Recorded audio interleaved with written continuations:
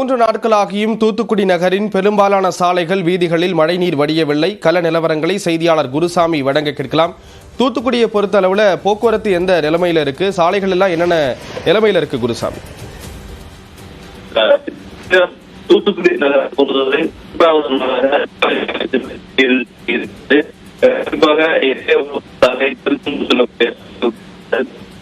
முக்கிய வீதிகள் என அனைத்து இடங்களிலும் தண்ணீர் தேங்கி இருக்கிறது.